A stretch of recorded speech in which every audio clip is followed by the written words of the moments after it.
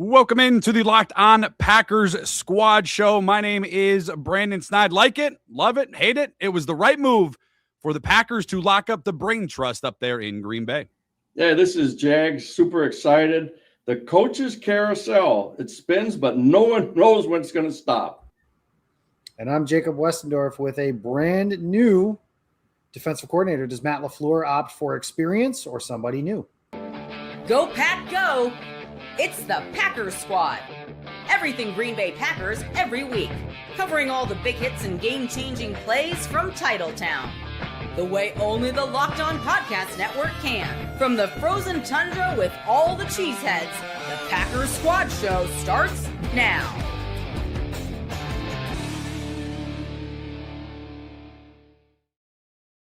You are Locked On Packers, part of the Locked On Podcast Network, your team every day. Follow the podcast on Twitter at Locked On Packers. Like us on Facebook. Subscribe to the podcast wherever you get audio podcasts, Apple, Google, Spotify, wherever you find them. You will certainly find Locked On Packers, the number one Packers podcast on the internet, and the show for the fans who know what happened. They want to know why and how. Thanks to everyone, as always, who makes Locked On Packers their first listen each and every single day. Today's episode is brought to you by our friends over at FanDuel. If you want to be right in the middle of the action this season, visit FanDuel.com and place your NFL live bet all season long. Gentlemen, the Packers don't play, but we have a jam-packed show this evening. The Packers on the search for a new defensive coordinator. We're going to break down the list of maybe guys who we want, maybe guys who we don't want, who the Packers have about 10 minutes ago requested a new interview with. We'll dive into that. We'll look at this current roster because I'm curious to hear it from Jacob, who covers the Packers for SI.com, and Coach Jags, who coached up in Green Bay, who's coached at BC, has been all the way around the world. I'm curious if they believe in the core of this Packers team and maybe who the core is of this Packers team. And at the end of the show, we'll dive into the results from the divisional round and what lessons can the Green Bay Packers take away from the teams that are playing on Sunday. But gentlemen, we begin with the news out of Green Bay. Matt LaFleur, Brian Gutekunst, Russ Ball. It seems like all three here to stay. Jacob, I want to start with you. Your reaction and a simple question to kick things off on the Locked On Packers show this evening. Was it the right move or the wrong move? We'll start with Matt LaFleur. Was it the right move or wrong move to lock him up for the future? Yeah, I mean, I think I made my feelings on that pretty clear the last time we talked, that I thought it was time to move on, but it became pretty clear throughout the course of the week that was never, and it's actually come out since then, that was never really a consideration. The reporting from Matt Schneidman was that it would have taken something, quote, really significant for them to move on from Matt LaFleur. I guess my question back would be, what is really significant, and is it not blowing an 18-point lead in a playoff game? But, I'm not the one in charge on stuff like that. So, as far as the other two guys, I think Russ Ball, we talk about him every year, and I think he does a good job. Brian Gutekunst, I think the problem with this team is not talent, but, development of talent and executing in these big spots. So to me, that's where I thought the coaching problem might lie. But I also understand kind of Ed Policy's thinking of he's not going to change one and not change all three, or maybe he wanted to do something like that as well. But I mean, I still stand pretty firm, and I think it was time to move on from the coach. Time will tell if I'm right or wrong. Coach, were you surprised to see Matt LaFleur extended in Green Bay? Jacob mentioned the lead 21-3 in Chicago. Things were looking up for the Green Bay Packers. We kind of had mentioned it before on the show. The playoffs, it's been 7 seed the past 3 years. Now he has made the playoffs each of the last 3 seasons. He's the only team in the division that can actually raise their hands and say that. But were you surprised that the Green Bay Packers decided to stick with Matt LaFleur, given what happened in Chicago in that wild card game?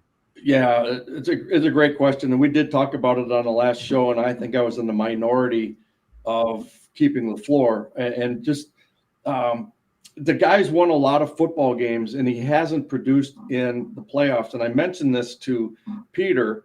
It's like, roads are named after you in Green Bay for winning championships. They don't care. Maybe back alleys might get named for regular season wins, but he has not done that. And at some point, he needs to do that. Were there a lot of injuries? Yeah. Everybody has injuries at the end of the season.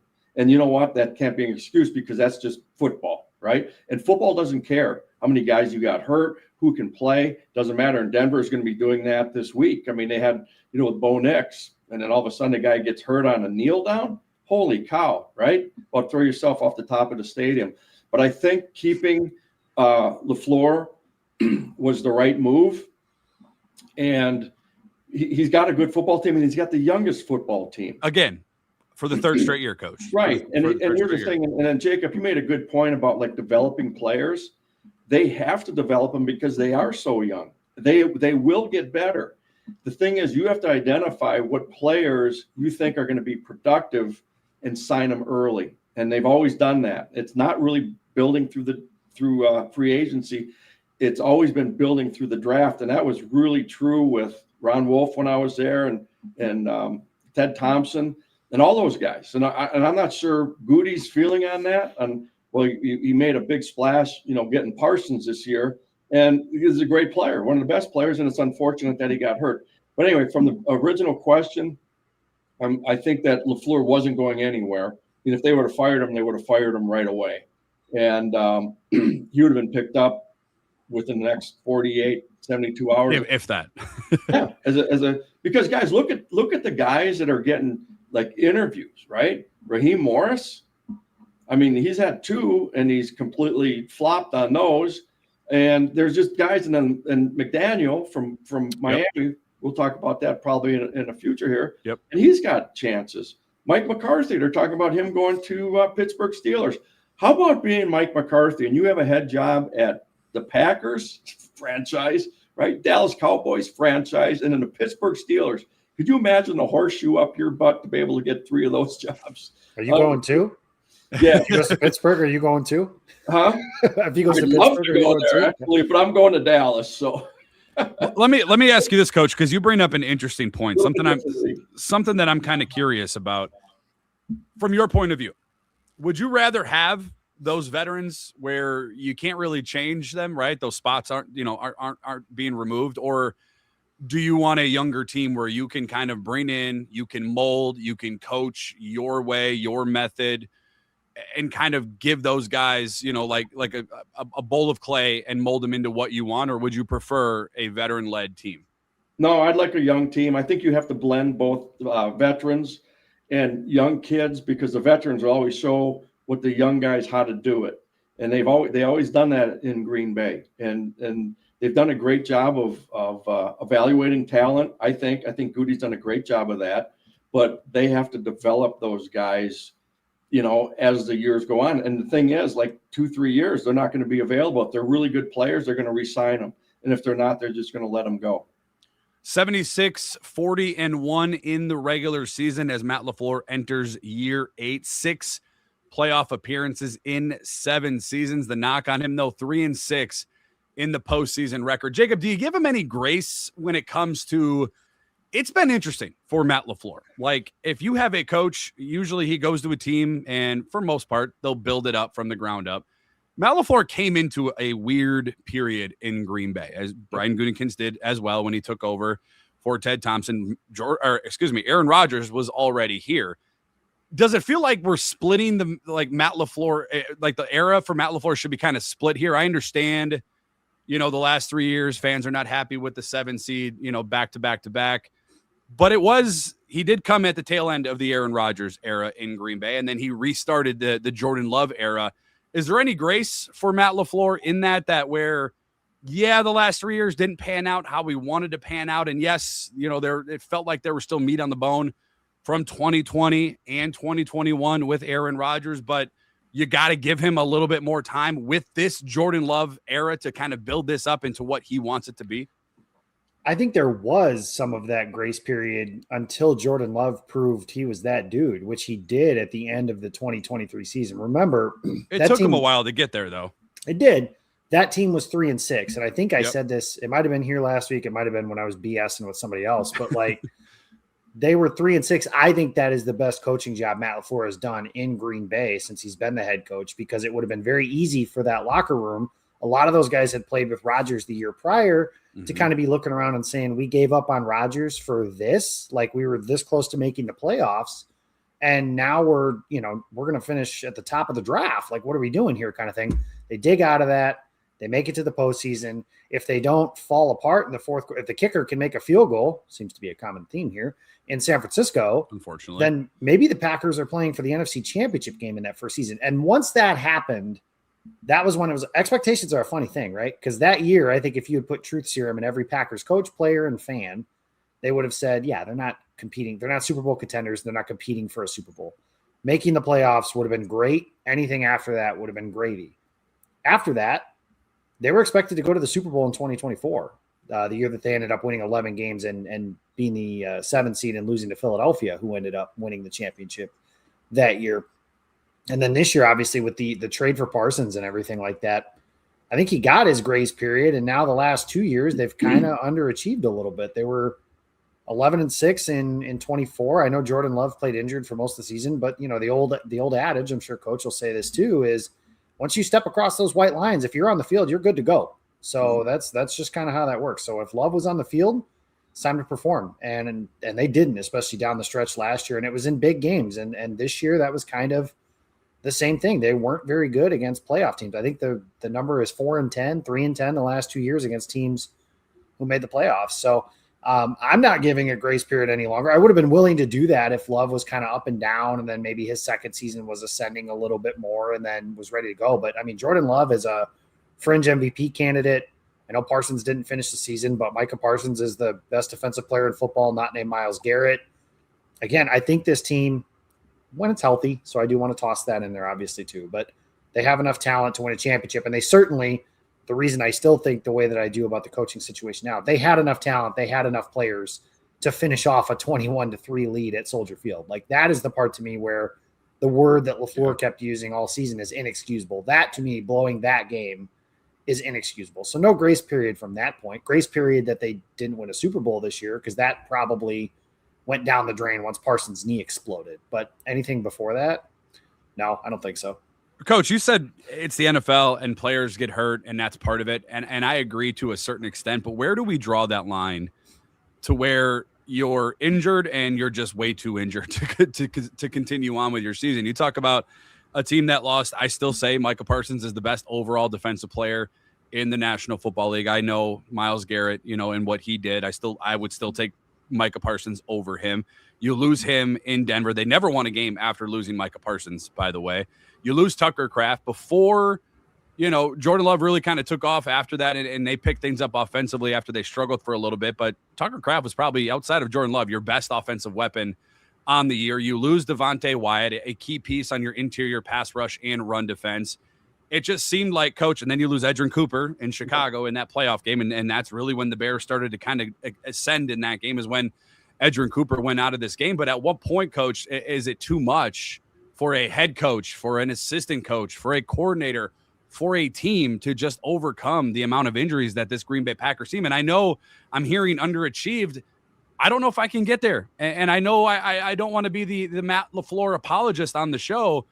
I think it was the right move to retain Matt LaFleur. I think he's a top 5, maybe top 7 head coach in the National Football League. I still think he's one of the best play callers in the NFL. I think he's fantastic at what he's done with Aaron Rodgers at the back half of his career. For whatever reason, he doesn't get any of that credit, and I don't know why. And I love Aaron Rodgers. The reason. You know the reason. but it's just not fair. Like, it's not fair that he doesn't get the credit that he should get for what Aaron Rodgers did at the back half of his career. He doesn't get the credit that I think he should get for what he's done with Jordan Love. Like, and Jacob, you know this, there were people on the beat, Coach, that were like, Jordan Love will never start a game in the NFL. Like, he is not a starting quarterback in this league. And he was third before half his team went down. Zach Thomas, another guy that went down in that Denver game. He was third going into that week in Denver in MVP odds. Now, would he have won the MVP had he finished the year healthy? Probably not. Matthew Stafford. There's a world that exists where he hits that bomb to Watson, and that game goes there. Dude, I'm telling you, but he doesn't get credit for that. He doesn't get credit for Malik Willis. Malik Willis is going to get paid. He doesn't get credit. It doesn't seem like he gets the credit. And we'll talk about Jeff Hafley coming up, for going out and making a hire. And I'll raise my hand. At the moment, I said, who the heck is Jeff Hafley? Coach, I know that's your old stomping ground. You know who Jeff Hafley was. Jacob probably knew who he was too. But it just seems like he doesn't get a lot of credit. And then when all these injuries occur, Coach, he now is the blame for it. But at what point are we drawing a line where you're like, man, it didn't work out how it wanted to work out. We all had those Super Bowl aspirations, but when you lose the players, you lose your best offensive lineman, you lose your best defensive player, you lose your best offensive weapon outside of Jordan Love. At what point, coach, is too much, just too much? Yeah, the thing is, guys, when you say you start camp, right, you're never 100% after that first day of camp. You're just not, right? And the thing is, this is a league of attrition. I've said this before in here. It's like, who can stay the most healthy as it goes later on in the season? Because it's not really what you do in the beginning of the season. Brandon, I've said this before. It's what teams do at the end of the season. And are they in an upward trajectory or a downward? And the Packers losing 5 in a row, guys, that's hard to take. It really is hard to take. Has there been a lot of injuries? Yeah. But, the thing is, it's the next guy up mentality, and it's got to be that way. All those guys are getting paid. But the thing is, there's a big difference between being a starter and a backup in this league. The starters are so elite, guys, and I'm just telling you, they are that good. And I remember coaching the offensive line, and I got down to my 6th, 7th, or 8th guy. It's like you're holding on to your ass because they're just not as good as the starters. That's the reason they're not starters, right? Mm-hmm. And that's why, like the practice squads, they had expanded those guys to 10 people. And I just started this spring league in the UFL, and the players in the UFL, they're just not there because they're all on. So there's 32, that's 320 players that would have played in those spring leagues that are on NFL rosters. And so that's why those leagues aren't as good as they used to be. So, but hey, it's the next guy up. And I think LaFleur does a good job. I think he's a good play caller. I think he's a good head coach. I really do. And I'm glad that they gave him, and I know I'm not a fan though, right? It's not from a fan's perspective. I'm not for that. But from a coach's perspective, he's got to start winning playoff games, not just regular season games. Yeah, playoff record, not where it needs to be. No. There's no doubt about it. You mentioned next man up. Jacob, your thoughts on Brian Gutekunst, the job he's done since he's taken over. He's kind of married with Matt LaFleur now. They've been here together for 7 years, going on 8. I think you guys know where I stand on Brian Gutekunst, so I will let you go first, Jacob. It seems like it's not set in stone, but it does seem like they're trending in that extension. Russ Ball also included in that conversation to be extended in Green Bay as well. The job on Brian Gutekunst and your thoughts on extending him, Jacob. Yeah, so as far as like missteps and stuff, so Goody took over in 2018, and I thought like the first big mistake that he made that season was firing Mike McCarthy in season. Not that Mike McCarthy deserved first coach to have that happen in Green Bay. Correct. And when you talk about the person that McCarthy is, how revered he was in that building, he had won a Super Bowl for that team. Like, I know it was bad. He deserved to lose his job. That's how that works, right? Sure. But doing so mid-season and then not allowing him to say goodbye to his team, I thought was Bush League. But beyond that, the ability to then so that team was bad, right? They were 6-9-1. They were old. They were aging. Aaron Rodgers looked like he was cooked. He then goes out, hires Matt LaFleur, which revitalizes Rodgers in his career, which LaFleur gets credit for as well. Gutekunst has that huge shopping spree. The Smith brothers, Adrian Amos, Billy Turner, that team plays in the next 2 NFC title games. He then has done a really good job of he rebuilt the end of the Aaron Rodgers era kind of on the fly. Yep. And then has done a really good job of kind of building the Jordan Love era also on the fly. Are there some misses? Certainly. Should he have taken A.J. Dillon in the 2nd round? Probably not. Should he have taken Josiah DeGuara in the 3rd round? Probably not. Lucas Van Ness over Christian Gonzalez or Jackson Smith and Jigba if you want to go the receiver route. You can do that, I think, you could do that with Howie Roseman. I think Howie Roseman is the gold standard for general managers in football. He took Jalen Reagor over Justin Jefferson one year. Like, everybody misses at some point. The complaint that I would have at this point of the Brian Gutekunst era is it seems like they do make some bets on, and I know you can't fill every roster hole, but I think they make some bets on some obvious spots that feel like you're going to be short there. Like, it's just going to happen. Somebody's going to get injured and you're going to end up 1 or 2 guys short. That happened at defensive tackle, which part of that was trading Kenny Clark, which you do 100 times over for Micah Parsons, but they didn't find anything worthwhile from that until the end of the season. And then at cornerback this year, they were staunch in their belief that Nixon, Valentine, and Hobbs was going to be good enough at that position, which nobody else believed. And the only thing they could really point to was the experience of it all. was that those guys had started a lot of games. I think it was like 73 games or something like that. We figured out over the offseason that those guys have started. Gutekunst, I do think, is a little too precious at some point about who, quote unquote, his guys are. Guys he drafted, guys he brought in, whatever, what have you. But overall, the talent of this roster, he gets a grace period alone for the fact that he drafted Jordan Love and that he stood his ground when Aaron Rodgers reportedly wanted him fired. Gutekunst worked with him for 2 seasons after that. Wouldn't answer his calls. I mean, I'll ask Jags, if I tell Brandon I want you fired, are you doing this show with me next week? Probably not, right? Probably not. I'll tell you what, though, I'll get on my Harley in the snow. I'll drive down there and fight you. Right, exactly. So like, wreck your bike right into a snowbank. No kidding. I mean, Aaron Rodgers reportedly, this was reported, he says it didn't happen, but, take it for what it is. But he said that he wanted Gutekunst fired. And then when he asked about it, they're like, he said, no, he didn't ask for that, but their relationship is only professional at this point.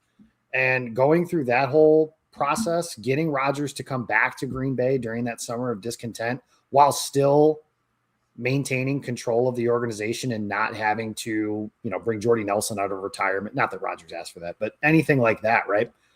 His ability to do that stuff, I think he's been, kind of ruthless when he needs to be, as far as letting guys go a year early instead of a year too late. I can't think of anybody he's let get away that we're just kind of like, oh yeah, Green Bay probably missed that guy. There's a few like circumstantial ones, Eric Stokes, for example, but like he had a great year out in Las Vegas. Yeah. And they were never, nobody saw that coming. No. I look at his last 3 draft classes, Jacob. I mean, 6 players from just this last current draft class played either a little bit or significant time. Like if you can get a couple of starters, from what I've been told, and maybe Coach can clarify for me, you get a couple of starters out of a draft class, that's a damn good draft class. Yes. Yeah. You look at this draft class, 2025, 2024, Edgerrin Cooper.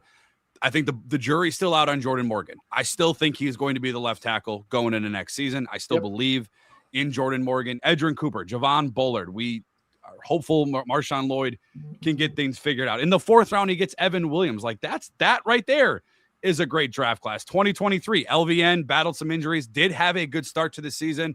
Luke Musgrave. And a really good finish. Luke Musgrave, again, there's some hope there. Jaden Reed, Tucker Kraft in back-to-back rounds in that one. Dontavian Wicks also later in that. I don't know if we'll be able to retain him. And then go to 2022, which a lot of people were upset about 2022. Christian Watson in the 2nd round. Devontae Wyatt, Quay Walker in the 1st round. Both of those guys, pivotal pieces to the defense, and we don't know yet. Quay Walker will be an unrestricted free agent. Devontae Wyatt, they have the option. Zach Tom in the 4th, Romeo Dobbs in the 4th, who's going to get paid, and the Packers will likely get a comp pick. Kinsley Engebari in the 5th. Like, for a lot of misses, the dude has hit on a lot of mid-round picks, and if you're getting 4 or 5 starters out of a draft class, which you go all the way back to 2022, guys, and I know a lot of his draft class. Say what you want about 2020 and 2021. You got Jordan Love in that one. Like that automatically, for me, Coach, secures that draft class. If you get the quarterback, you got it all figured out. But Coach, from a continuity standpoint, how important is it for an organization? And you've been a part of the one up there at 1265 Lombardi Avenue, and you've been a part of other organizations throughout the NFL and the collegiate level. How important is the continuity? And when I say continuity, now you have Matt LaFleur, you have Brian Gutekunst, and you have Russ Ball reportedly all sticking together and have been working now for the past 7 years. How important is that for not only the organization, but the players in that locker room? Yeah, so that's a great question. So a couple things right there. I mean, the names that you had just said, there's some really good football players on that. And I'm just skimming through I'm skimming through it. There's probably more if I look through it. Just think of the names. I mean, that's what you always hear, right? And the thing is, like, when you go ahead and make a wholesale change in an organization, you're stripping everything away. I mean, that's just a new philosophy, how you do things. Then, that word culture is like, what's it going to look like? How is it supposed to go? And the thing is, the Green Bay Packers have really got like a built-in culture really since Holmgren getting there, right? Because before it was Lindy and Fonte, and it's just no, they were awful. They were awful. But Holmgren came in and he set the culture. And you just take a look at all the coaches. I was with Ray Rhodes, probably not the best deal, right? He was 8-8, and I remember getting fired after that. But Mike Sherman won a lot of games. But Did Sherman ever get to like an NFC Championship game? I don't think Never. he did. No, We were close. That was down in Philadelphia on that 4th and 28. I was there. Got fired the next day. Me and Ed Donatel. I've heard about it every single day since then. So Jacob yeah. grew up in a household with an Eagle fan. I watched the game with a Philly fan. So thank you guys for that. I appreciate it. all I know was 4th and 1, and we were kicking the hell out of him, and he decided to punt. And we were like on maybe like the 40-yard line, a -40. He should have just run. But anyways, I digressed. We call it, me and Eckel. There's a guy who works for Pack Report. He used to be a Philly guy. We call it the 4th and 1 game, not the 4th and 26 game. It was. And I tell you a crazy story about that. He went for it on 4th and 1 on the goal line, and we didn't get it. Mike Wall tripped Green. He was pulling. It was a pull play to the right side, and Green tripped over his feet. And I remember, how about this? I remember being in there at halftime, and Sherman goes, "If this comes up again, I'm going for it 100%." And then he didn't go for it. so there's a guy.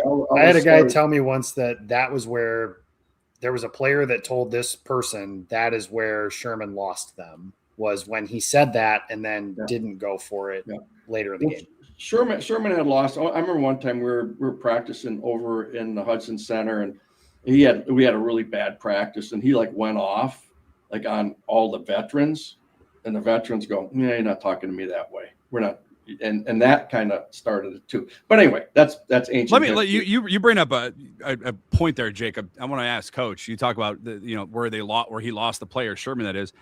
Any fear, Coach? And now after the exit interviews, Micah Parsons, Jordan Love, Evan Williams, Xavier McKinney, all speaking Josh Jacobs, part of that as well, speaking very, very highly of Matt LaFleur and really wanting him to be the head coach for the Green Bay Packers for the foreseeable future. Micah Parsons saying one of the reasons he wanted to come to Green Bay was because of Matt LaFleur. Obviously, Jordan Love, part of that as well. Is there any fear, Coach, from what you saw in that wild card round where you're up 21-3, and I don't want to bring up, old wounds and dig up old sores, but is there any fear for you that Matt LaFleur will not has either lost part of the locker room after that game and won't be able to get them back, or is there no fear about that? They'll be able to bounce back because they're the youngest team and they have a lot of growing yet to do. Yeah. And it's just unfortunate on what happened on the second half of the Bears game about blowing that lead. I remember saying it as talking in the group chat. I go, "This thing, just play 30 minutes and you're going to win this game." But I don't think so. I still think that there's a winning attitude in Green Bay, and I think it's always going to be that way. But you got to step up in the playoffs, guys. That whatever 7th seed, whatever 1st seed, 2nd seed, 7th seeds, you still have to win games. And if you don't win them if you don't win in the playoffs, like Sean McDermott, that was a really, really surprising fire, right? I mean, was he 9 years or something? 9 crazy? years, yeah. Yep. I mean, that's a long time, and that one was really surprising to me. And on the kick for the San Francisco 49ers special teams guy got fired off of that kickoff return, the first kickoff return. So I mean, it's a real volatile job, but I mean, you get paid extremely well. But I think LaFleur and Goody, and I think policy too. He sees everything from 10,000 feet. I really believe that. And if he felt that this wasn't going to work, I think he would have pulled the trigger. But I think he's got faith in those guys.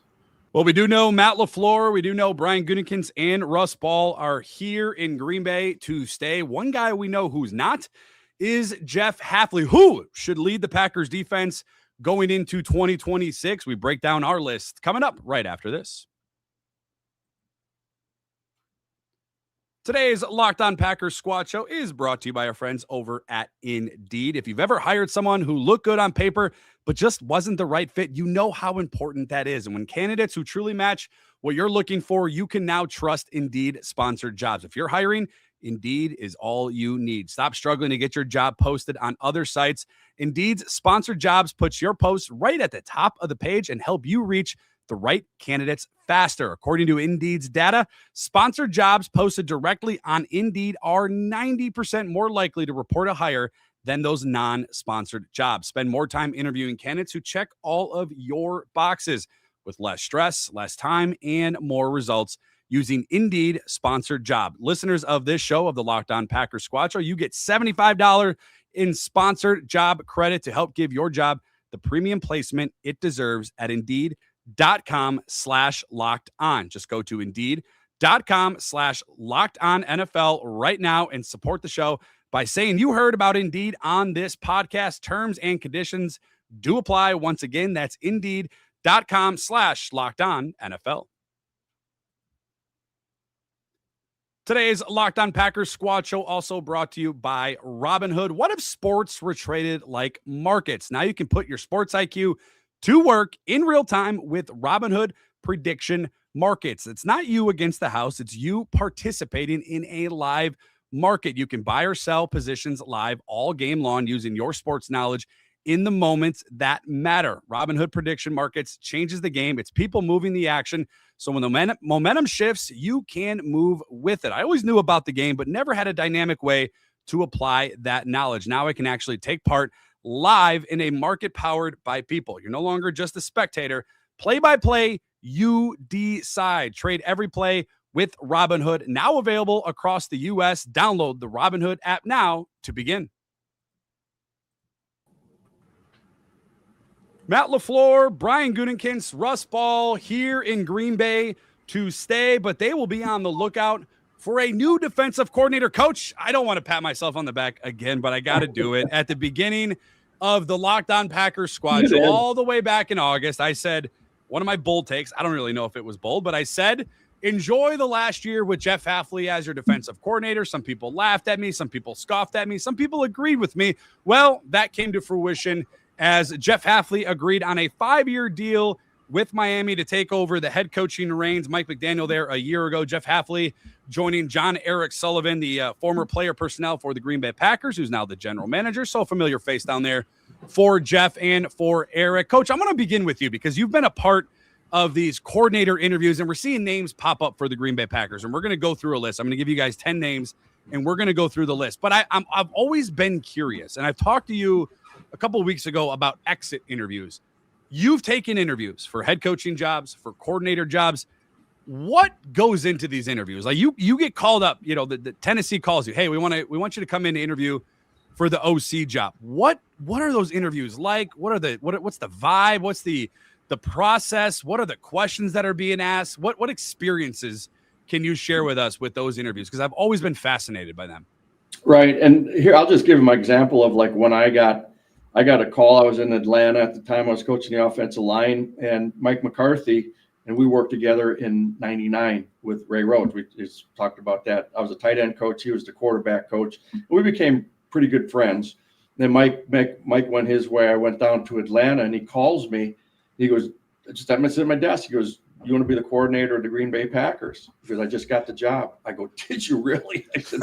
I said, that's absolutely fantastic because, Mike's numbers were awful. He was coming from San Francisco. Yep. I think I think it was like the 28th ranked offense. It wasn't bad. Great. Yeah. It was really bad, but Mike impressed Ted, obviously. And but so when I came in for the interview, it was more about he wanted the Atlanta running game. That's why he wanted me to come to the Green Bay to install the running game, which was Alex Gibbs, who was like he was the godfather of the zone blocking deal. And then I learned it from Alex down in Atlanta, but that's the reason that Mike hired me. And usually a line coach doesn't get hired as a coordinator, but Mike did that continually because he ended up hiring Joe Philbin, who was a line coach right after I left, who was an offensive line coach. And just that's the way Mike did it. But we talked X's and O's a little bit, but then we talked about philosophy and how do you handle the team? Because really what you are as a coordinator, you're the head coach of the offense. The defensive coordinator is the head coach of the defense. And it really prepared me to be a head coach because I was in front of the team every single day, every day. I was in front of them installing, talking about philosophy, how things were going to be, how is everything going to work, tying everything together. So like when you're trying to get a coordinator, you need to see how he's going to fit into your organization. But there's always some familiarity with it. Now, I don't know where where LaFleur knows these top two guys, the Parker and Leonard, but it's such a small fraternity. But those guys are coming in there and go, show me the package. But he already knows if you're coming from Philadelphia, you already know what kind of package he's gonna have. Leonard coming from Denver, you know what kind of package he's gonna have, and LaFleur, and a lot of times you have all the assistants in there just listening.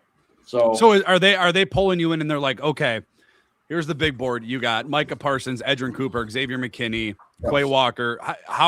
Do you have to go up there and be like, this is how I would use them? This is how they should be used, or is there any like X's and O's in these interviews? There's X's and O's, guys, but everybody's got that, right? And the thing is, it's like some form or fashion. Everybody's really the same. They really are. It's just how you package your defense. So yeah, you look up at the board, you see, hey, where are your players? And if I'm the defensive coordinator and I see Parsons up there, and there's some really good football players up on that Packer defense. And how are you going to use those guys? And you can always use your past experience. I go, well, this is how I use so-and-so. This is how I use so-and-so. This guy, you know what he reminds me of? This guy reminds me of that guy. And so I always really enjoyed interviewing. It was always a lot of fun. And the thing is, it's always great to interview for a job when you have a job. When you don't have a job, it's not so much fun. The pressure's a little bit. Oh, a little bit more, right? Because you got to pay the bills, right? So, but it's always easier to get a job when you have a job. But I believed in Mike McCarthy. We had a great relationship, and I've been just really thrilled with what he's done throughout his career. But that was my interview, and then I had an interview down at Tampa, and got the coordinator job there, and probably one of the biggest mistakes of my life to take that job. It was awful. It didn't work. It wasn't good for anybody. At least you were in Tampa though, right? Like you could. Yeah, it wasn't good for me. It wasn't good for them. Yeah. John Gruden had just left. They had just fired him. And I was the last guy hired as a coordinator. You never take a job as a coordinator being the last guy hired, because a lot of those guys on that offensive staff wanted to be coordinators and they weren't. So I learned that the hard way. I would never do that again. We're going to get into the list here in a minute. Jacob, John Harbaugh goes to the New York Giants. Kevin Stefanski goes to Atlanta. I don't think any of us are going to admit that we're shocked that Jeff Hafley got a head coaching job. But are you shocked, Jacob, or surprised, or maybe you're not surprised that he was the third head coaching hire? I know Robert Saleh took a job shortly after in Tennessee, but to go right behind John Harbaugh and Kevin Stefanski, two highly sought-after coaches in this cycle, are you surprised Hafley was number 3 this year? Not really, just based on the timing of the Dolphins. Like once John Eric Sullivan got hired there, it wasn't very difficult to connect the dots as to, a potential head coach candidate is in Green Bay and their general manager just came from Green Bay. And here's some more dots to connect. Malik Willis is a free agent. Miami needs a quarterback. Just a potential thought there that maybe that could be a connection that's made in free agency. But no, I'm not surprised. I mean, Hafley is – I know that the ending was bad. He was much more good than bad throughout his time in Green Bay. He's wonderful on the microphone. I was listening to Wilde and Tausch today, and they were talking about how, if I think Tauscher asked if Robert Saleh was – 60 pounds heavier, does he have the job in Tennessee? I do think there is something though to Hafley's good looking. He's younger. He's physically fit, those kinds of things. I think teams are hiring a face of their organization. They don't mind if that face is maybe better looking than some others. I don't know if there's any truth to that, but I understand the credence to that theory. But from a defensive standpoint, Hafley did a good job the last 2 years, and he's really good in front of the microphone. So he's going to ace an interview. That whole process that Coach was just talking about through that, I've always wondered how the hell does a coach's meeting take 3 hours, but I'm also completely ignorant to the process. But I'm sure however long he spent with them, those guys came away incredibly impressed with what they saw from him, because he talked to the media, he would talk to them for 15 minutes a week. And for me, by the end of his tenure, it was must-see television to be able to tune into that kind of stuff. So, no, I'm not surprised that he impressed. I'm a little surprised, I guess, that it happened this year, maybe instead of last year. But usually you kind of get hired a year after. If you're a defensive coach, you'll probably get hired a year after you've earned the job. It's good to know that you're listening to another radio station and not the one that I'm a part of from 9 to noon. So that's duly noted there. If it's fair, Jacob, if you just want to know, it's solely because you were on that show, which makes me that's fair. listen to That's fair. I'm real quick. I'll Go tell ahead. you one thing. Being a head coach at Boston College really helped him prepare him for this deal. And did he have a lot of success at BC? No, it's a tough job, but he didn't have a lot of success. And to leave a head coaching job to take a coordinator job with the Packers, everyone kind of looked at us like, man, that's a kind of a different shot, right? Oh, I was scratching my head, and then Jacob mentioned to Coach. He did his first press conference, and I'm like, I can see why. Like, the dude, and like I said, he's up in front of that team every day. So he had learned a lot of stuff as a head coach, fielding questions, because the Boston media is a lot different than Green Bay's, a lot different, right? So like fielding questions on that, and then all of a sudden he gets the job in Green Bay, and he's done it. He did a great job. Great job. And is he real personable? Yeah. Here's the thing though, guys, right? Yeah, he's a good looking guy. He's in shape and all that stuff. Do you want to win the press conference, Jacob, or do you want to win championships? Oh, I agree with you. I don't care, but I think teams might. A lot of times teams hire a guy, but he's right in front of the microphone and he's at. But Nick Sirianni, they still talk about that. Nick Sirianni's first press conference in Philadelphia was awful. They made fun of him for weeks on end about that. Oh, Matt LaFleur's opening press conference wasn't great. I remember, very dynamic, was he? Somebody asked, what's your impression after Matt LaFleur's first time meeting with the media? And I was like, that I'm happy that wins and losses are not won at the podium, just because that was and Matt's great now. Like, honestly, Matt, especially the day after a game, is really, really good. But his first one, you could tell. I don't put too much stock in that just because I know how nerve-wracking that can be. That's your first time in front of 100 strangers. Like, you just got the biggest job of your life. And now Sirianni's case, the Philadelphia media, Green Bay's case, there were probably 100 people in that tiny little press room. You've been in there. You know what it looks like. Yep. How about Jim Tomsula's deal at San Francisco? Okay, but he sucked. Like, it was bad. It was really bad. But anyways, let's go through a list. We got a few minutes here. Let's go through the list. This is from the NFL Network. This is, I think, so about a half hour before we went on, the Packers slated to interview former Arizona Cardinals head coach Jonathan Gannon for the defensive coordinator job this week. Gannon does have other interests, notably the Cowboys, who also interviewed him earlier today. So we're going to go through this list, and you guys give me a yes or a no, or maybe a maybe, and the reason why. Jonathan Gannon, Jacob, I'll start with you. Yes or no, defensive coordinator for the Green Bay Packers? Yeah, I would be skeptical. His best year as a defensive coach came in 2022 when the Eagles went to the Super Bowl, but they had 70 sacks that season. Ndamukong Suh and Linval Joseph were backup defensive tackles on that team. They literally had 8 legitimate starting defensive linemen on that team and should have won a Super Bowl that year. But otherwise, it's been kind of underwhelming as far as his team's defensive performance. And from a personality standpoint, I don't think – if you're looking, does he have a personality? Yeah, and I don't know Jonathan Gannon. I don't watch him all the time, just from what I've seen on like Hard Knocks and stuff like that. But he is a lot more mild. He's more of the schematic brain than the fire and brimstone, which there's credence to both types of coaches. But if you're looking for a little more personality on the defensive side of the ball, I don't know that Gannon provides that. Coach Jonathan Gannon, former head coach for the Cardinals. Let me just point out, and I'm not sure about the names as much as you guys do, but here's the thing: is like as a head coach, it was always good to hear me out. It was always good to hire a head coach as an assistant, and head coaches always made the best assistants because like when that head coach had that look on his face, and you don't know why that happened because there's a lot of BS that happens behind the scenes, and you don't know. You're looking at that head coach goes, "I got it. I know exactly what you're going through," because there's things, guys, that come up and bombard a head coach all the time. So. Probably not. This is a name you brought up, Coach, or we at least talked about earlier. Raheem Morris, friends with Matt LaFleur, coached with Matt LaFleur, former Atlanta Falcons head coach. He's had other stints as well as the head coach. Would you be in or out on Raheem Morris if you're the Green Bay Packers? I was with Raheem in Tampa, so I'm going to say no. Jacob, Raheem Morris, yes or no? Take this for what it's worth. I've heard it's not going to happen. That, granted, I don't. Interesting. I'm certainly not a newsbreaker or anything to that effect, but a couple different places have said that.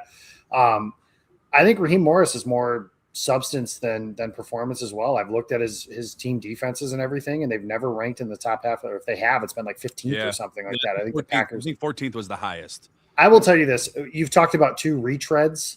If I am the Packers, and you'll see this as we go through other candidates, I am looking for someone. I'm trying to find the next Jeff Hafley, Rex Ryan, name your great defensive coordinator. I'm trying to find whoever that next person of that stature is. Okay. So Christian Parker, who's also a name. Yeah, exactly. Yeah. I think I said it. I think it was on my Pack-A-Day episode that I would like to see the Packers from a stylistic standpoint lean more into, and this is more roster building than defense, but I think they kind of go hand in hand. But the styles of the Baltimore Ravens, who had Mike McDonald and Jesse, I don't know if Jesse Mitchell was ever there actually, but Mike McDonald and some of the guys that came before him, or the Eagles in this case, of just the way they build their team through their offensive and defensive lines. And in this case, it would be defensive lines, defensive tackles. Christian Parker was in Green Bay before. Yep. Tyler Dunn, friend of the shows. Tyler Dunn had a really good article on him from when they were down. He was down in New Orleans, I think, last year at the Super Bowl. I think he's a rising star. I think that's the type of person. He might only be here for a year or two, but I mean, that's kind of the cost of doing business when you're hiring coaches, is usually you got to kind of recycle them out because you hope they get promoted, because that means that side of the ball was really damn good. Yeah. As we're seeing with Jeff Hafley. Coach, what about Al Parker? Harris? Hang on. I had Al in Green Bay, but let me just say something about Parker. He's 32 years old, extremely young. And you were talking about, Jake, about offense and defensive lines. He's a secondary guy, right? So could play to the weakness of the team now, right? A young up and comer. Al Harris. I mean, I was with Al in Green Bay. I think he's a really good football coach. I don't know if he's ready to be a coordinator. Oh, you muted yourself there, Coach. Jacob, Al Harris, in or out? I'm out. I don't think he's one of those guys. I'm not sure he's right. I think he's had 2 years as a DB coach. I know they had a big year in Chicago taking the ball away, and obviously he's a former Packer with an iconic interception in team history. But yeah, I would want to probably see 1 more year or 2 more years of him before I'd want to hire. So if Christian Parker got a job and then became the head coach somewhere else in 2 years, then I'd probably be okay with it. What about, this is going to be a one that's going to be very, very popular. Jim Leonard, former. Yeah, I mean, that's the one where people are he was in Green Bay. Was it 2021? Maybe was offered the job. There's like conflicting reports that he was offered it in 2021. Now there's reports. I think Bill Huber, your buddy over there at SI.com, Packers on SI, said that he wasn't offered the job. But would you be in or out on Jimmy Leonard? Yeah. So I know who Bill heard that from, and I can put it on really, really good authority that he was not offered the job if that's what happened. But I would be in. That was the guy I wanted them to hire years ago. Wisconsin, when they were good, which they aren't anymore, but when they were good, they were kind of undermanned and overcoached. Not necessarily the most talented team every year. The detractors of a Leonard hire might point to, well, he stunk against Ohio State. You know who else stinks against Ohio State? Everybody, especially in that era. So, you can only do so much when there's slower guys trying to keep up with Ohio State's fast guys. But everybody who's been around him and coached with him speaks very highly of him. That is a guy who he played for Mike Pettin. He played for Rex Ryan. So that kind of style of defense, that level of aggression, that type of personality, I think is something that will resonate well with these players. What about, I think maybe we can all agree, Brian Flores, maybe at the top of the list? Getting head coaching interviews again. Once I think he's on his second interview with Pittsburgh. I would anticipate. I know he didn't have a great run there in his first stint in Miami, but it's a guy that, man, when you talk about going up against defenses as a Packer fan, going against Minnesota, Jordan Love has talked about it. Matt LaFleur has talked about it. The offensive line has talked about it. There is not a more frustrating, difficult, headache-causing defensive coordinator prep for than Brian Flores. Yeah, and came really close to getting the job here in Green Bay when Matt LaFleur got it, is something that I read today, which I didn't know that. So I think this is a pipe dream, and that's all it would be. But, I mean, if Brian Flores says, I'll come to Green Bay, I just need you to give me X amount of dollars, you say, okay, where do I sign? Coach, you like Brian Flores possibly? I mean, he would be the number one guy, I would imagine, in Green Bay. We're still having some technical issues there with Coach. Here's one, Jacob, I want to toss out at you. Sean McDermott, and fired from Buffalo. 2 days after the debacle, whether it was a catch or not a catch, I will disagree with you. I love you, but I'll disagree with you. Offense gets enough stuff. That's a pick. Sean McDermott, I don't know if he'll get another head coaching opportunity. He was obviously the brain behind the Buffalo defense. They were a handful of injuries this year, but he has done good things in Buffalo. Any interest that you have, or maybe you think the Packers should have in Sean McDermott? He is one I would be able to talk. Wouldn't be my first choice, probably not my second or third choice. I just mentioned I want them to try and find like the next whatever person is. But Sean McDermott was a disciple of Jim Johnson.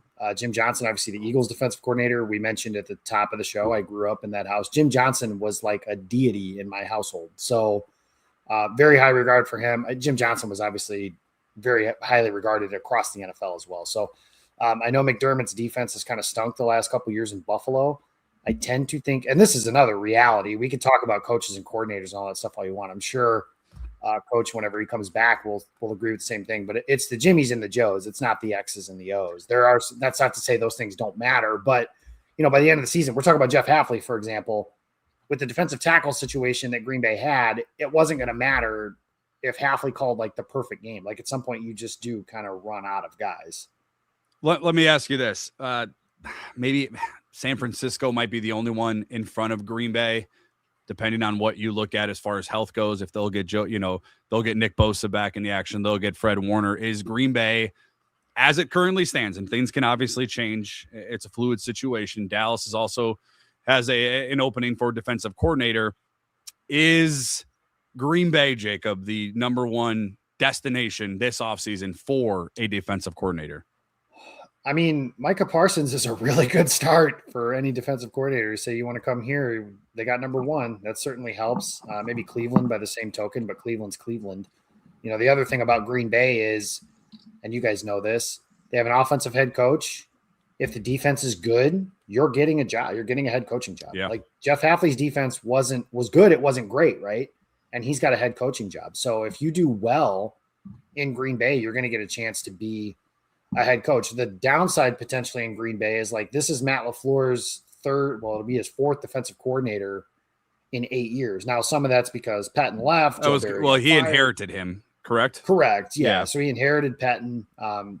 There's conflicting reports as to whether he was asked to do that or if he chose that on his own, but whatever, that's not really beside the point anyways. But I think that there is something to, when you have a lot of turnover at one position, it makes the job potentially less attractive. Like I was reading the other day about how people aren't rushing to take the Philadelphia offensive coordinator job because they're on their fifth in 5 years.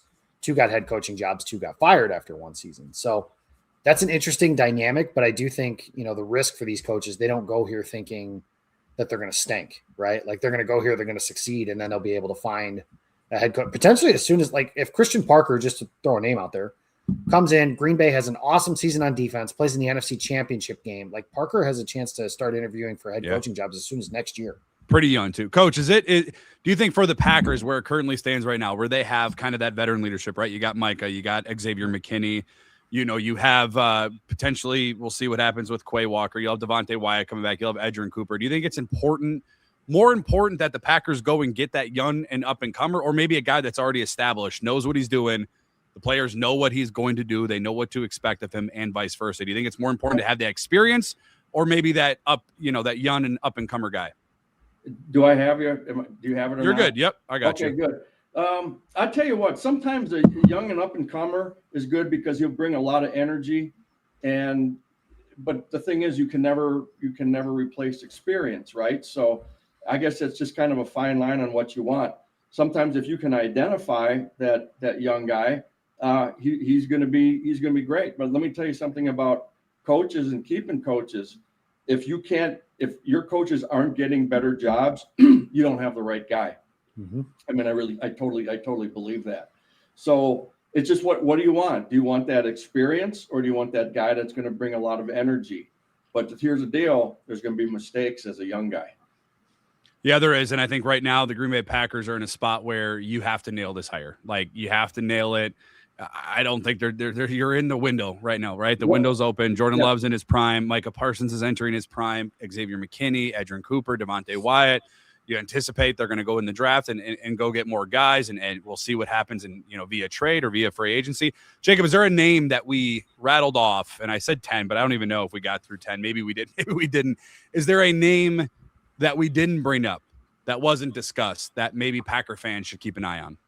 Yeah, I didn't. I don't know how to pronounce his name, but the defensive coordinator in Seattle, Arden Durde, I think. I think that might be how you pronounce it. So he's kind of in a situation similar to the one Matt LaFleur was in when he was in Los Angeles with Sean McVay. And LaFleur left Los Angeles to go to Tennessee because he could be a play caller. In Seattle, Durde doesn't call plays. Mike McDonald does. At least I believe that's how that works. And Mike McDonald is a defensive coach. And that's kind of the new wave of defense that's kind of coming through things. Jesse Minter succeeded Mike McDonald at Michigan. They're both in the NFL now. Both of their defenses have been at the top of the league kind of since they've come to the NFL. But that's somebody who could he be the next guy kind of in line and take his knowledge of that system. How good is he when you haven't called plays? I don't know. But that is something that I believe the rule is that Seattle could block him for a move to defensive court. Yes, but it's kind of considered the proper etiquette to allow that coach to do something that will get him in a position, because otherwise he could just sit there as a defensive coordinator who doesn't call plays, and that'll be a knock on him, forever. If Adam Stenavich called plays in Green Bay the last 2 years, I think he would be getting more head coach interviews, just for example. But that's what LaFleur had to do. He had to leave Los Angeles to go to Tennessee. Tennessee's offense wasn't good, but he still got hired in Green Bay a year later because of what they saw as a candidate and as a play caller. Does he do that if he doesn't go to Tennessee? I don't know. Guys, let me ask you this question, just both of you, right? And because it's such a higher, we're talking about experience and not having experience. If you're getting like open heart surgery, both you guys, do you want the guy that's just starting to do it or a guy that's done a bunch of them? Which one do you want? I'll take the experience. Yeah, okay. There you go. That's just an analogy. Yeah, I'll definitely. I won't speak for Jacob, but I'll definitely take the experienced guy. There's no doubt about it. But that's just an analogy. It is. We'll see what the Packers do. A big hire for the offseason, certainly when it comes to their new defensive coordinator. And speaking of defensive coordinators, we talked a little bit about Seattle, the LA Rams, Seattle Seahawks, the Denver Broncos, the New England Patriots. All four of those teams, with really good defenses. What can the Packers learn from those four teams, and how do they stack up against the four teams left in the playoffs? We break it down. Our final segment of Locked On Packers Squad Show coming up right after this. Today's Locked On Packers Squad Show is brought to you by our friends over at FanDuel. FanDuel is officially in playoff mode. Every game during the NFL playoffs, FanDuel is giving customers even more ways to get in on the action, because right now, every NFL playoff game day, FanDuel users get a profit boost pack waiting for them inside the app. Each game day, you'll see a pack loaded with multiple profit boosts you can apply to bets you like most. The boost gives you more juice on the bets you already like instead of forcing you to bet on something new, maybe something you don't feel comfortable with. You make your picks, then you apply a profit boost to go after an even bigger payout while the playoffs get rolling. So visit FanDuel, the official sports betting partner of the NFL, and grab your profit boost pack today. Every NFL playoff game from here on out. Once again, FanDuel.com. Today's Locked On Packers Squad Show also brought to you by our friends over at DripDrop. Kicking off the new year, feeling good is everyone's goal, right? And honestly, hydration, it's the easiest win. When I stay on top of it, my energy, my focus, my mood, they all level up. But let's be real, plain water just doesn't always cut it, especially when you're grinding through those long days, hitting the gym, or just trying to stay consistent with your health goals. That, my friends, is where DripDrop comes in. Doctor-developed, proven fast hydration that helps your body and mind work better. Think clearer with focus, better energy, elevated move, and even grow fresh skin. And that glow, it will be a game changer for you. They have flexible subscription options, so you're never stuck without it, whether you're hitting the gym, juggling work, or just staying consistent with your gym goals. Right now, DripDrop is offering Locked On Packers listeners 20% off your first order. Go to DripDrop.com and use promo code LOCKEDONNFL. Once again, that's DripDrop.com, promo code LOCKEDONNFL, and you get 20% off. Stock up right now at DripDrop.com and use promo code LOCKEDONNFL.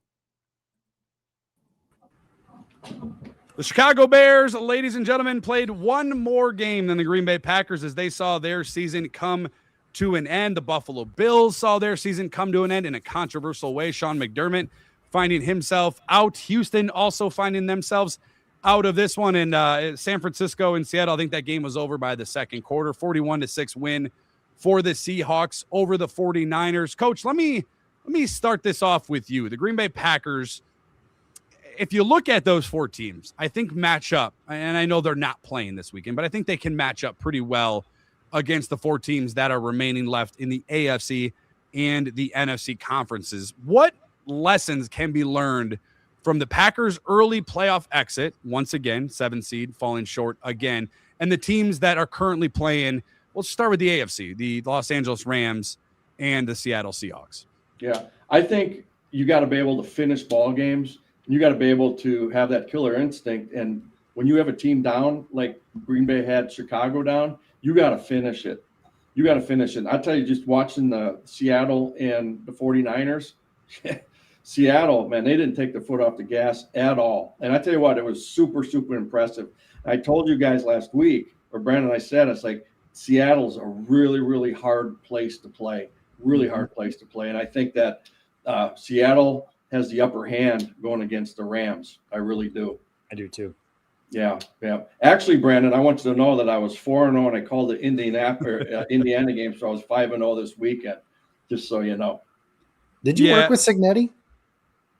You know what? So here's a funny story. I mean, a lot of these names that you guys say, like John Eric Sullivan, I worked with his dad at LSU, and I remember we were down at Georgia, and John Eric was a tight game, and John Eric was hiding behind his dad. He was just a little boy. So, yeah. And Sneide, McCarthy wanted me to hire him when I got the BC job.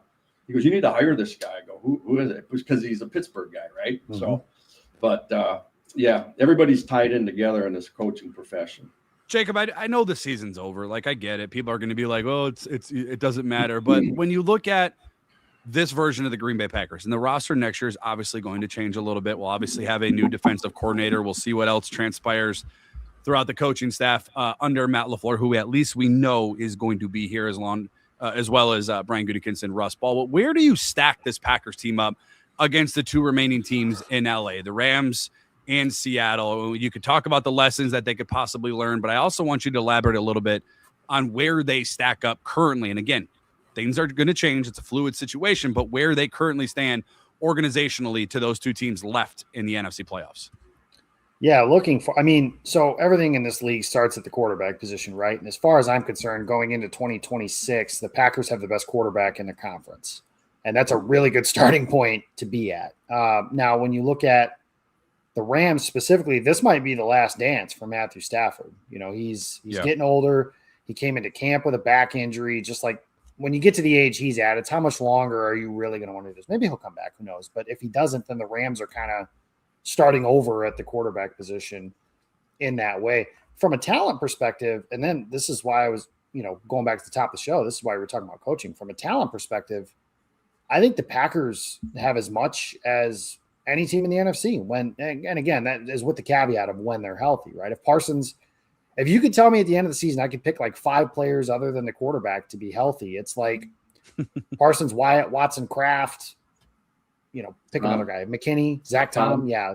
Zach Tom would be that guy. But like they had basically none of those guys. If they can get just a couple of those guys back for a potential playoff run, I'm really excited about what Green Bay's offense can do in a year with a full season in theory, again, assuming health, a full season of Watson, a full season of Golden, most of a season from Tucker Kraft, and most of a season from Jaden Reed. I think that is a core that is as talented as any in the National Football League. Forget the NFC, just the National Football League in general. On defense, I think they need a couple of pieces. I think that's true just about any year. But if they can find a cornerback and if they can find a defensive tackle or two, most of a year of Micah Parsons, a leap from Lucas Van Ness, a full year of Edgerrin Cooper, like Evan Williams a year better, Javon Bullard a year better. Like these are all guys that you like, right? I think what they need is for somebody on defense, number one of those guys that I just mentioned, Cooper or Van Ness, needs to grow into a blue chip player. Not a good player. Especially where Van Ness was drafted, man. He's got correct. And not a guy that we're talking ourselves into like we did with Rashawn Gary. Yep. Like Rashawn Gary has never been one of the best edge rushers in football. Like that, I'm not saying Van Ness has to be like the best edge rusher in football, but when you're playing across from Micah Parsons, it's like being, a 3-point shooter on a team with LeBron James. Like all of your shots are going to be wide open. So you got to make them, right? Van Ness is going to get a ton of one-on-ones that way. Gary didn't take advantage of those this year. But to wrap full circle, again, from a talent perspective, this Packers team is as good as any, and they'll be able to add some stuff. And I think some of the guys, like of the guys they could potentially be losing, they have guys that are kind of in like Rasheed Walker to Jordan Morgan. I think that's a potential upgrade, especially with the way Walker played this season. Like guys like that. The only real loss that I think that they could be right. The only loss that I think they really could be looking at that would sting a little bit, Romeo Doubs to some degree. And we could talk about that on a different episode, and then Quay Walker, just because I don't know who replaces him. That isn't, maybe more than a replacement level type of player, but otherwise I think Green Bay set up really well to potentially, be a contender next season. I'm noticing usually for the last few weeks, because the Bears have had the Packers number, right? You go back to week 16 where they come back at Soldier Field, and obviously the wild card round. Coach, there's a lot less Bear fans in the live chat, in the live viewing here on YouTube. The Bear season did come to an end. Coach, did you celebrate that win for the Rams over the Bears, that 20-17 overtime win? Did you celebrate it like I did, Coach? Because I'll tell you right now, I was anxious, I was nervous. I was hoping and praying that Matthew Stafford would be able to get a victory over Caleb Williams, another miracle throw from Caleb Williams. Did you celebrate that win, that LA Rams win over the Bears, almost like a Packers one? Yeah, I did. The thing is, you believe one time I had this coach, he goes, just believe what you see, Jags. And I tell you, the DNA of that Chicago team, that didn't surprise me that game came down to where it did. But no, I hate the Bears, and I hope they lose every single game. I really do. I've never liked them. I never have at all. But Jacob, I'm telling you, I didn't know. I didn't celebrate it, Brandon. But I celebrated it. I was. Long story short, I have a neighbor across the street who, after he's a Bears fan. After the Packers had lost, lit off fireworks at like 10:30 at night, and so this one was personal for me. He has a Bear flag flying out in his front lawn, so it felt personal for me for this Bears team to go down. But Jacob, I'm sitting there. My youngest son is 10. He's really into sports. His name's Max. My God, Max is 10? He's 10. Yeah, you're just getting old. We're all getting older. But I look at him and I go, dude, I don't know. Like, they just might do it. Like, you think they're done and they're not. Like, and credit to Ben Johnson, credit to Caleb Williams for what they were able to do. Not only against the Green Bay Packers, but against the Rams. That was 4th and 8 or 4th and 4, whatever it was. And Williams drifts off to the 50-yard line and throws a dart to Cole Kmet to tie the game up. I still think Ben Johnson should have gone for 2, and maybe he would agree. But did you celebrate that one, Jacob? Did it feel good as a Packer fan, as somebody who covers the team, to see them go down in the way that they did go down?